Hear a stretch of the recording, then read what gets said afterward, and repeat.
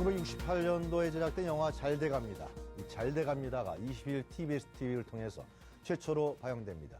이 제작된 지 48년 만에 재조명 받고 있기 때문인데요. 관련 내용 이슈 10분 체크해서 알아보도록 하겠습니다.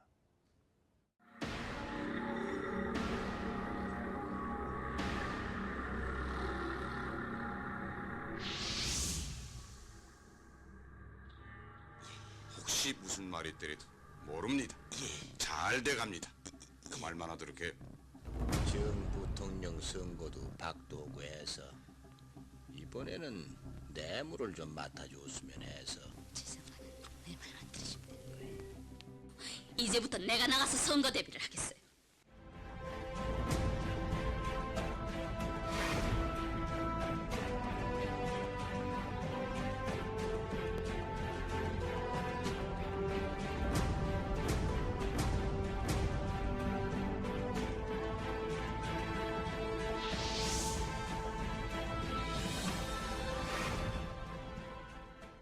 네, 저희가 지난번에는 세월호 관련 사건을 다뤘던 다이빙 빌에 관한 영화를 최초로 방송사상 최초로 방영했었는데요.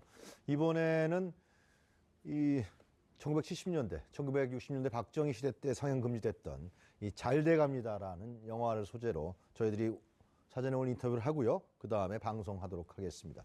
도움 말씀 주실 두 분 나와 계십니다. 전규찬 한국예술종합학교 방송영상과 영상원 교수 나오셨습니다. 안녕하십니까? 네, 안녕하십니까? 네. 김성준 문화평론가 나오셨습니다. 안녕하세요. 네. 김성수입니다. 일단 잘 돼갑니다. 국민들이 잘 모른단 말이죠. 뭐가 잘 돼가는지. 그렇죠? 우리 평론가께서 줄거리 간단하게 좀 해주시죠. 뭐 간단하게 말하면 이 네. 영화는 이승만 대통령의 하야를 정면으로 다룬 정치 풍자 영화다 이렇게 볼 수가 네. 있겠습니다. 그러니까 실제로 68년도에 제작이 됐는데요. 68년도라고 하는 시기가 사실 박정희 군사 정권에 의해서 어떻게 보면은 굉장히 그 긴장이 촉발돼 있었던 그런 시기인데 이전 대통령의 어떠한 그 비위 사실들과 더불어서 그때 당시가 어떻게 역사적으로 전개됐는지를 과감하게 다루겠다라고 하는 것 자체가 그 시도 자체가 굉장히 화제가 됐었고요. 그러니까 그 당시에 이 잘 돼갑니다는 이승만 대통령의 하야를 다룬 예. 그리고 그 이기붕 부통령이라든가 예, 이런 예. 권력 간의 암투, 그런 걸 또 다루고 권력의 있는 거죠. 절망 예. 이런 부분들을 쭉 다룬 영화라고 볼 수 있겠죠. 그렇습니다. 그래서 네, 이제 네. 당시에는 이제 박정희 정권이 유신을 준비하고 있었던 시기였기 때문에 그거는 이제 방영 금지된 이유였던 그렇죠. 것이죠. 그래서 예. 그때 그걸 당시에 좀 이따가 말씀을 드리도록 하겠습니다. 예, 알겠습니다. 죄송합니다. 예. 자, 교수님, 네. 잘 돼갑니다. 근데 저도 영화를 봤습니다만, 네. 뒤늦게 봤습니다만, 잘 돼갑니다의 제목의 의미를 어떻게 살펴볼 수 있을까요? 그러니까 우리 몇 해 전에 우리 대학생들이 네. 대자보를 썼을 때 그 이름이 안녕하십니까? 맞습니다. 였지 않습니까? 예. 그러니까 안녕하지 못하다라고 하는 것에 대한 반어와 풍자이기도 하고 어. 또 이렇게 상처받은 사람들에게 네. 위로를 주는 목소리이기 때문에 많이 다가갔었죠. 네. 그러니까 잘 돼갑니다라는 것은 잘 돼가지도 않은데 그 아하. 말을 해야 되기 때문에도 나타나는 직설적인 것이기도 하고 그렇게 말하라고 제 기억에는 그 믿었- 왕실장이라는 믿었다라는 사람이 그렇죠. 이승만 대통령이 그 전속 이발사인가 봐요. 그렇습니다. 김희갑 선생님과 그렇습니다. 그렇죠. 실제 인물이죠. 예, 20만 원을 주면서 네. 어디 가서 뭐라 그러면 잘 돼갑니다라고 예. 이게 이렇게 되면서 예. 그 정한 제목이 연상되는데요. 그건 마치 네. 지금 청와대 수석 비서관 회의에서 네. 비서실장이 말하는 거를 꼬박꼬박 받아 적어야 되는 것. 네. 그렇게 정말 말하면 그대로 따라야 되는 것에 그대로 옮김의 직설법이기도 하고요. 네. 말씀드렸다시피 일반 민중들, 서민들의 입장에서는 잘 돼가는 게 하나도 없는데도 잘 돼갑니다라고 말해야 되는 이 꼬임이라고 그럴까요? 이 반어. 이게 여기서 이제 풍자가 터지고 이제 웃음이 깔깔거리면서 조소로 이제 튀쳐나오는 게 있습니다. 이승만 집권 말기에 네. 어떤 권력의 세계를 나타내는 풍자적인 반어법 형태다. 뭐 그렇게 우리가 이해할 수 있겠습니까? 그렇습니다. 네. 한 말씀만 제가 더 드리면 네, 이 잘 돼갑니다라고 하는 말이 실제 그 이 영화를 제작한 사람들의 어떤 의도대로 사용됐던 개그물이 있었지 않습니까? 그게 바로 회장님 맞습니다. 우리 회장님입니다. 맞습니다. 거기서 보면요, 그 초반에서는 맨 마지막에 그 같이 있는 그 중역들이 네. 전부 다 잘 돼갈 거냐 잘 이렇게 물어보면 다들 다 같이 잘 돼갑니다 이렇게 얘기를 했던 그런 장면이 있거든요. 그러니까 네. 그런 부분들을 연상하면서 이 영화를 보시면 훨씬 더 잘 이해가 될 거라고 생각합니다. 우리 박근혜 대통령에 있던 밑에 수석과 비서관들은 그런 얘기는 안 했겠죠? 뭐 비슷한 얘기를 하지 않았을까 그렇게 생각이 됩니다. 받아적기 국무위원들 받아적기 했다는 얘기 있었던 것 같아요. 그렇죠. 네, 하여튼 뭐 수석들이 그건- 그렇게 할 정도면 네, 그건 딴 그런 얘기입니다만 문화는 하여튼, 그대로 네. 있었다고 봐야죠. 자 교수님 이 제작 배경에 대해서 좀 설명을 좀 해줄 수 있겠습니까? 이 그러니까 잘 말씀- 돼갑니다라는 영화의 제작 네. 배경 예, 네. 다시 한번. 그러니까 네. 그 이전에 동양방송에서 네. 만들어져서 인기를 끌었던 라디오 드라마죠. 근데 한우사 선생이 이제 대본을 쓰시고 이 있는데요. 이 영화가요? 그렇습니다. 아, 근데 이제 좋은 평가를 받으니까 네. 영화로 한번 내볼만 하다라고 이제 네. 생각을 했었던 것이겠죠. 네. 그래서 여러 이제 좋은 감독들을 이제 물색하다가 조근하라고 하는 이제 감독을 이제 택했는데요. 조근학 감독. 긍하. 예, 그분이- 이 감독이 그 네. 전에 아주 재미난 영화를 만들어냈어요. 네. 제목이 육체의 고백입니다. 그건 뭔가요? 제목을 보면 되게 이렇게 야한 영화처럼 에로물 아니냐, 에로물처럼 뭐. 느껴지는데 실제로 내용을 보면은 부산에서 미군 기지 주변에 과부가 전쟁으로 과부가 된 여인이 그 미군 기지에 이른바 이제 주변에서 아이들을 키우면서 이제 살아가는 이 애환을 다루니까 만만찮은 거죠. 그러니까 네. 제목은 솔깃하게 끌어서 내용은 뭔가를 연출할 수 있는 그런 이제 선수를 이제 스카우트한 거겠죠. 네. 그렇게 해서 말씀대로 이 일반이 다가가기 어려운 이 이른바 경무대였나요? 네, 경무대. 지금의 예. 청와대죠. 네. 내부에 일어나는 이야기를 시시껄껄한 이발사라는 사람을 끌어들여 가지고 끼워 넣어버린 거죠. 네. 그러니까 일반에 보기에는 상당히 이제 어려운 영화가 될 수밖에 없는 게 네. 거기는 서민의 선과 정말 100여 명의 실존 인물들이 꾸려나가는 정말 막후의 비사가 뒤엉켜버린 거죠. 예. 영화를 보니까 상당히 리얼한 느낌이 많이 그렇죠. 들어요. 사실주의가 같다는 느낌이 좀 많이 들어요. 대단히 사실적입니다만 또 대단히 어렵기도 하고요. 네. 그 심리 묘사라는 것들이 또 상당히 또 느껴지죠. 베이소스 같은 게 김미갑 선생을 통해서.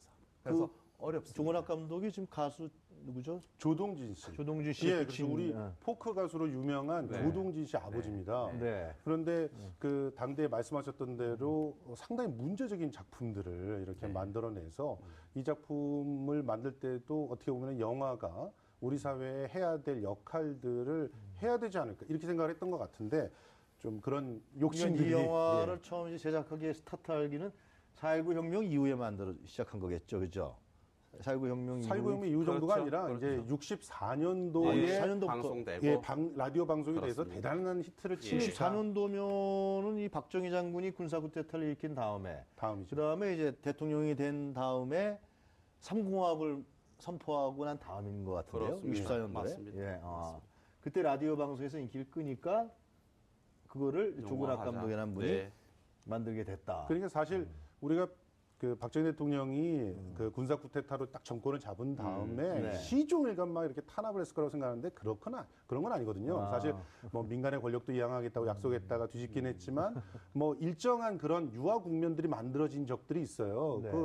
그런데 이제 김대중 전 대통령하고의 맞대결에서 충격을 받고 나서 그 다음에는 아주 강압 통치로 변하게 됐고 그런 부분들 때문인데 네. 사실 이 64년도에 라디오 드라마가 나왔던 것도 꽤 센 그런 내용들인데 어떻게 보면은 그때 당시에는 어느 정도의 허용하는 그런 폭들이 좀 있었다고 보고요. 그런데 68년도는 좀 다른 시기죠. 그래서 제가 조금 그 말씀을 드리면 68년도는 실질적으로 대통령 선거에 충격을 받고 난 그 어린 68년도는 왜 얘기하시는 거죠? 그리고 이 영화가 제작되던 시기예요. 제작되고 이제 딱 68년도에 이제 제작을 시작했다. 제작하고 상영이 제작은 이제 68년도 그 전서부터 좀 67년 7년도에서 1월에 됐죠. 예, 이제 68년도는 이제 상영에 대한 그렇죠. 문제가 나타났을 알았습니다. 때다. 예, 그때 제작할 때도 사실은 뭐 주목은 받았지만 굉장히 정부에서는 뭐 그렇게 편하게 생각을 하지 않았던 그런 제작 톤이었고 그리고 대략 내용들이 그때는 대략 검열도 되고 막 이러면서 알려지기 때문에 아마 이렇게 좀 심각한 문제들이 단지 이승만 대통령을 비판만 하면 좋은데 그렇지 않다는 게 알려진 것 같습니다. 그러니까 교수님과 68년도에 이제 제작을 완료해서 영화관에서 방영하려고 했는데 이 정부에서 방영 금지 처분을 내린 겁니까? 이 잘돼 갑니다라는 영화에 그렇죠. 대해서. 개봉 전날 개봉 전날. 금지를 지키고 필름을 압수시켜서 주인 몰래 어디다가 처박아 놓고 그 당시만 해도 교수님 그 미리 우리 지금 현재 영화는 그 영화 그 검열한 그 위원회가 있잖아요. 거기 통과해야 되는 거 아니에요? 당연히 그러겠죠. 그러니까 알 수 없는 뭔가가 일어난 거죠. 일단 통과는 했는데 하루 전날. 그런가 그 무슨 일인지 모르나 제가 이제 김 선생님 말씀 주셨습니다만 제 네. 추측에는 네. 뭔가 이렇게 정치적 국면 자체가 돌변했다. 예. 그 중에 하나는 김신조의 난파. 예. 68년도는 68년은 사실 서구에서는 68 혁명의 예, 어떤 그런 시기고 민중 봉기의 역사였지 않습니까? 근데 한국에서는 이제 이 반공 국가가 출현하는 시기였습니다. 김신조 일당의 아직 이른바 70년도에 그 당시 대통령 선거가 있었으니까 네. 그 이전인 것 그렇습니다. 같아요. 예, 그러니까 예. 68년이 되게 유신은 이제 72년도에 그렇죠. 이루었으니까. 되게 네. 중요한 이제 시기 국면 68년 초에 열려버린 것이죠.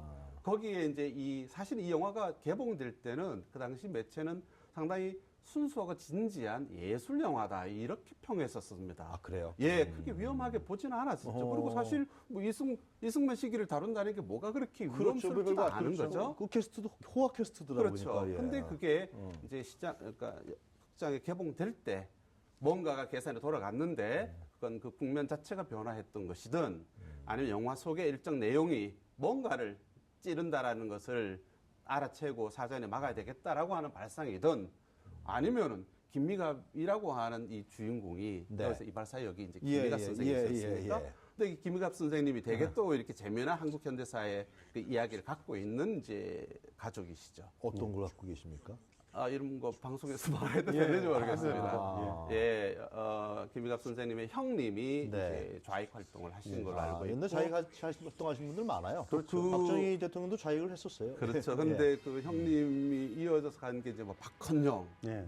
같은 인물과 남로당 이어지는 계열이군요. 그렇죠. 그렇기 때문에 이 반공 국가로 이제 변화되는 국면에 그런 요소가 조차도 씨를 말리거나 가능성을 이제 이렇게 완전히 봉쇄하기 위한 것인지 아니면 내용상에 보면 이제 민중 봉기도 있고 그렇죠. 뭐 각하가 완전히 뭐 식물 인간이고 그 주변을 이제 다 말아먹는 인간들이 나타나고 하는 것들이 노출된다는 것 자체가 각하에게 정말 옳지 않다라고 하는 주변 인자들의 어떤 판단인지 알 수 없죠. 뭔가 하여튼 뭐 당시는 그 중앙정보부죠.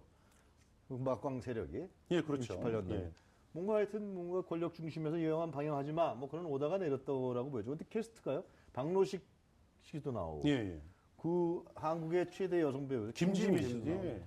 지금 말씀하신 또 허정강 씨도 나오고요. 허정강. 네. 예, 저도 김희갑 그 영화를 씨도 보면서 야 이거 만만치 않은데 딱 그런 생각이 들더라고요. 그럼요. 지금 지금식으로 표현하면 초호화 캐스팅 블록버스터 무비인 거예요. 그러니까 상업적으로 영화를 만들었지 이게 그냥 진짜 그야말로 독립 영화식 이렇게 만든 게 아니라 그 충무로에 제작비도 꽤 들었다고. 제작비도 꽤 많이 아, 들었던 거예요. 제작비가 예. 아니 이분들을 다 그때 예. 당시 탑 배우들 다 끌어들이려면 예. 개런티만 해도 상당히 줘야 되는데. 한의사 선생 대본이 그 당시 100만 원, 어. 제작비가 뭐 2천에서 3천 뭐 이런 이야기 나오는데 그 당시 2천, 3천이면 지금에 비하면은 그래서 지금 몇십 채는 안 될까 싶기도 해요. 네. 그때 당시에 또 대본료가 100만 원이라면 지금으로 따면 진짜 대본만 해도 한 5, 6억은 줬다 이렇게 봐도 되는 거예요. 시나리오만. 예. 그 당시에 근데 재미난 게 네. 아주 이렇게 호화 캐스트도 있지만 네. 자봉도 있었다는 거죠. 그러니까 외국인들이 또 나와야 되고 하는데 맞습니다. 예. 그 배역들을 한국에 와 있던 이 방문 교수가 하거나 뭐 밑바 8군에 계시던 분이 하거나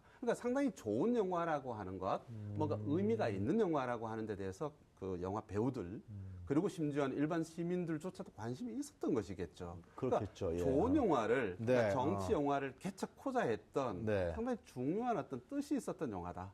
근데 정말 봉변을 해버린 거고 하루아침에 정말 그러면 그 날벼락을 만들었던 맞은 제작진들은 하루아침에 지금 교수님 말씀대로 야 이거 뭐야 이렇게 돼버렸겠네요. 그렇죠. 지금 반발 같은 건 없었나요? 반발이 당연히 있었지만 네. 그 반발을 표면화시키고 그것을 뭐 법으로 따지고 이러기는 어려운 그런 사회였고 그때 당시에 그 제작자가 그 완전히 집이 풍지박살나고 그래요. 예 다시는 영화 제작을 하지 못하는 그런 상황까지로 몰리게 빚더미에 되는, 올라갔다 그 얘기네요. 그런 상황이 그렇게 됐다고 되겠죠. 합니다. 이게 그분이 이제 75년도에 작고를 하셨다고 하는데 네. 이때 당시에 화병을 얻어서 사실은 75년대 그 조근학 감독 말씀하시는 거예요? 조근학 감독이 아니라 네. 이제 제작자가 제작자. 돈 이 되신 영화 분? 제작을 예, 하신 그렇습니다. 분이 일찍 돌아가셨고 지금 우리 그 이 영화를 우리한테 좀 그 방영을 해달라고 이렇게 요청하신 분이 제작자의 아드님이시잖아요. 그래서 그분은 어떻게 보면 아버님의 그 그 마지막 작품이기도 한 거죠. 유작처럼 너무나 그 이게 딱 상영이 돼야 되는데 상영이 제대로 안 됐던 그런 작품이기 때문에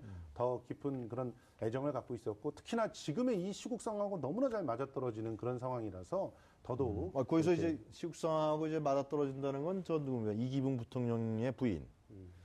부인이 뭐 막말이야. 예, 막말이야죠. 실질적인 예. 뭐 비유하자면 하여튼 예. 그런 뭐 상상과- 최순실은 아니겠지만 하여튼간에 예. 비선실세 역할한 거 예, 아니냐. 예. 뭐 이런 얘기도 우리가 할 수도 맞습니다. 있고. 예, 근데 네. 거기 그 제작자가 화병 이제 작고하셨잖아요. 네. 75년. 저는 사실 전혀 뜬금없이 김영한 수석을 떠올리게 하는 거죠. 예. 김영한 민정수석 말이에요. 맞습니다. 네. 예, 청와대에서 쫓겨나다시피 하루아침에 탱되고 예. 나와서 말씀대로 왜 하고 싶은 말이 없었겠습니까? 그럼요. 그러나 그걸 절대 발설해서 다를 수가 안 없는 된다. 거죠. 우리 그렇죠. 이제 이발소에게 주어졌던 것도 잘 돼갑니다라는 말을 나가서 하거나 무조건 잘 돼갑니다. 아니면 해라. 나가서 어떤 말도 해서는 안 된다라고 하는 두 가지 조건을 달고 들어간 케이스거든요. 김영한 수석도 똑같은 거죠. 잘 네. 돼갑니다라고 말해야 되거나 잘 돼가도록 하거나 아니면 팽돼서 나와서는 침묵을 이제 요구받게 되는데 그게 이제 울화병, 속병, 화병으로 가서 이제 돌아가시게 되는데 이 제작자도 따져보면 그런 케이스고요. 하여튼 네. 네, 참 잘 알겠습니다. 풍지박산이 났다고 네, 봐야 되겠죠. 그런 일이 있었군요. 예, 자, 잠시 말이죠. 저희들이 고 조궁하 감독의 따님이시죠. 조동희 씨가 오늘 저희 TBS 라디오에 김어준의 뉴스공장에 출연해서 영화 상영이 금지된 배경에 대해서 설명을 했습니다. 그래서 한번 이야기를 듣고서 또 이야기 나눠보도록 하겠습니다. 예. 그게 이제 돌아가셨다고 하셨는데 그러면 네. 이 상영 중단을 상영 전날 네. 통보를 받고 필름을 뺏기고 하고 나서 그러면 뭐 제작자들이나 뭐 감독이나 혹은 뭐 이거 그 상영하게 해달라고 뭐 탄원을 하거나 뭐 이런 분들은 어떤 일을 겪었습니까? 네, 이 제작자분께서, 제작자 김상윤 선생님 아드님께서, 제가 듣기로는 아드님께서 너무 이제 억울해, 이 제작자분은 빚을 많이 졌다고 해요. 그렇겠죠. 예. 빚을 많이 져서, 뭐 이분은 이미 돌아가셨고, 제작자분 아드님이 또 막번을 찾아갔다고 해요. 이거를 좀 상영을 하게 해달라고. 네. 그랬는데 좀 구타를 많이 당하셨다고 해요. 어디서 구타를 당했답니까? 뭐 청와대도 찾아가고 그쪽에서 그때 뭐랄 중정이죠, 중정. 당신은 중앙정보부. 예. 그렇죠, 중앙정보부. 거기서 그래서 3일 동안 없어졌는데 나중에 보니까 정신병원에서 발견되고 이렇게 실어증도 걸렸고 정신분열, 과대망상 뭐 이런 증상이 좀 있었고 중정에 끌려가서 3일 동안 고초를 당한 이후에 나중에 정신병원에서 발견됐다고요? 네. 어허. 200번 정도 찾아갔다고 하더라고요. 청와대를 찾아가고 억울함을 이제 호소를 하느라고 찾아가고 탄원을 계속 했는데 그래서 좀 안타까운 사연이. 아버님은 그럼 어떤 일을 겪으셨습니까? 직접 감독하신 분은? 저는 그때 어려서 잘 모르겠는데 전화를 받고 어쨌든 제가 어렸을 때였는데 필름 압수 당하고 뭐 계속 아마 계속 트라이를 하셨겠죠. 계속 이제 개봉을 하게 해달라 이러면서 그래서 과정이 계속 굉장히 지난한 과정이 있었어요. 근데 제가 어렸을 때였는데 전화를 한 통 새벽에 받으시고 심장마비로 돌아가셨어요. 예? 그래서 바로 돌아가. 네, 교수님 이 영화가 그러니까 다시 방영된 게 네. 그 1987년 6월 항쟁 이후에 88년도에 방영됐죠. 89년에 된 걸로 알고 있습니다. 89년이 됐습니까? 네네. 아, 예. 88년에 이제 심의를 심의를 받고, 통과해서. 심의를 받고. 89년에 개봉이 됐죠. 네. 그때는 노태우 정부 때니까요, 그죠? 네. 87년 6월 항쟁의 어떤 성과라고도 볼 수 있겠네요. 많은 사람들이 그거 봤으니까. 당연하죠. 근데 예. 화제작이 됐겠네요, 상당히. 아닙니다. 아니에요? 이게 왜요? 역사의 뭐랄까요? 아이러니인데요. 네. 이제 한마디로 이 군정이 끝났다. 군사정권은 물러났다. 87 체제가 들어왔다. 민주화다. 라고 하는 이유 때문인지 아니면 정말 체제 변화에 너무 드라마틱한 마치 우리 촛불 전국처럼의 어떤 걸 우리가 봐버렸기 때문인지 아니면 텔레비전에 이제 막 정치 드라마가 막 출연했기 때문인지는 모르겠지만 이승만 정권을 어떤 제1호 정치 드라마, 정치 영화였던 이 영화는 개봉돼서 20만 내 동원을 기대했는데 5천을 올리다가 아이고, 참. 이제는 네. 극장 측으로부터 상영 중지를 통보받게 되죠.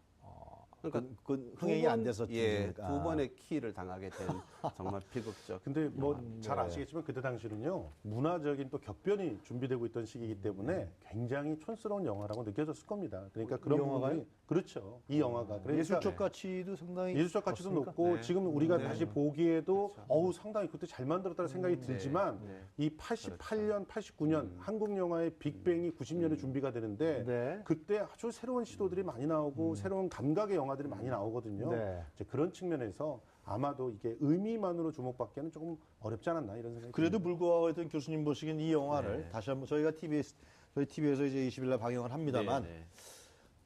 다시 한번 주목해야 되는 이유에 대해서 좀 설명해 주시죠. 예. 지금 우리 최순실 네. 게이트를 치르면서 우리가 정말 화들짝 정말 놀라게 되면서 그러면서 깨닫게 되는 건 우리가 현재를 살고 있는 게 아니라 과거를 살고 있다라는 자각이죠. 그러니까 심지어는 제3공화국은커녕 제1공화국도 우리는 아직 못 벗어났다라고 하는 느낌을 우리는 정말 소스라치듯이 갖게 된 것 아니겠습니까? 아직 우리가 과거를 제대로 정리를 못한 거죠. 그리고 과거를 제대로 기억조차 하지 않았고 네. 그러다 보니까 그 과거의 이 정말 엉터리들이 유령처럼 되살아나서 지금 우리를 정말 목덜미를 지금 세차게 우리가 뭐 제도적 낚아챈 거죠. 민주주의를 이뤘다고 했지만 그렇습니다. 실질적인 민주주의는 아직도 상당히 멀었다. 멀은 그런 말씀. 거죠. 그런 것들을 이제 환기시켜주는 영화다. 네. 그러니까 이 영화는 과거를 보여줄 뿐만 아니라 사실은 과거를 알리바이로 해서 현재를 내리치죠. 네. 그래서 우리가 이런 꼴로 살아서는 안 되겠다라고 하는 우리 어떤 마음가짐이 있다라면 그리고 이제 촛불에서 나온 10대 어린 청소년들에게 네. 미래의 삶을 가능하게 한다면 네. 이런 현실이나 이런 영화 같은 현실 같은 영화는 절대로 반복되지 않도록 해야 알겠습니다. 됩니다. 우리 김성희 평론가님 간단하게 시간이 예. 많이 없어요? 저는 오늘 이 시점에는 오히려 이 영화가 아주 중대한 의미를 지닌다고 생각되는 것이 이미 우리가 이러한 그 전국을 무려 50년 전에 겪었다는 겁니다. 그러니까 그 50년이라고 하는 시간을 한 그 시대에 압축해가지고 볼 수 있는 그런 네. 상황이 된다고 봐요. 그런 측면에서 아주 더할 나위 없는 역사 교과서고 네. 우리가 지금 뭘 해야 되는지를 알려주는 그런 반면 교사이기도 하다. 그런 측면에서 여러분들께 강력하게 추천해드리고 싶고 다시는 이런 알겠습니다. 유의 영화들이 나오지 않게끔 네. 이런 비극들이 반복되지 않게끔 했으면 좋겠습니다. 10초만 제가 의견 말씀하시죠. 덧붙여도 예, 예. 될까요? 그 89년에 개봉됐을 때 5천의 관계를 끌었을 때 그 네. 제작자의 부인이 자살을 시도합니다. 그래요. 그래서 유서를 남기죠. 다행히 그분은 살아남으셔서 2005년까지 이제 생존하셨는데요. 네. 그 89년의 자살의 유서가 너무 네. 의미심장합니다. 이 영화는 과거가 되풀이 되지 않기 위해서도 국회의원들이 도대체 정치는 어떤 꼴로 돌아가는지를 정말 더 많이 봤었어야 되는데 그러지 않은 유감이다라고 하는 예. 그 유언을 남기시죠. 그러니까 이번에 이제 교통방송으로 해서 이렇게 방송되는 네, 것의 TBS 의의는 TV입니다. 네, 예, 네. TBS TV를 통해서 한다는 것은 더 많이 봐야 된다는 거죠. 보지 않았기 때문에 이제 우리가 결국 과거에 대해서 다시 한번 뒤치기를 당했는데요. 네. 과거에 영화로 틀려주려고 그랬다가 아니 라디오로 들어왔다가 영화로 나오다가 망해버렸지 않습니까? 이제 텔레비전으로 나온 거죠. 그리고 훨씬 알겠습니다. 더 볼 가능성이 저희들이 있고 지난번에 봐야 되겠죠. 다이빙배를 최초로 방영하면서 많은 네. 시청자들이 국민들의 관심을 모았는데요. 이 잘돼갑니다도 한번 우리 시청자분께서 그랬으면 좋겠습니다. 좋은 평가를 내려주시기 바라겠습니다. 자, 오늘 말씀 잘 들었습니다. 감사합니다. 예, 고맙습니다. 고맙습니다. 네, 지금까지 영상원 교수 김성수 평론가였습니다.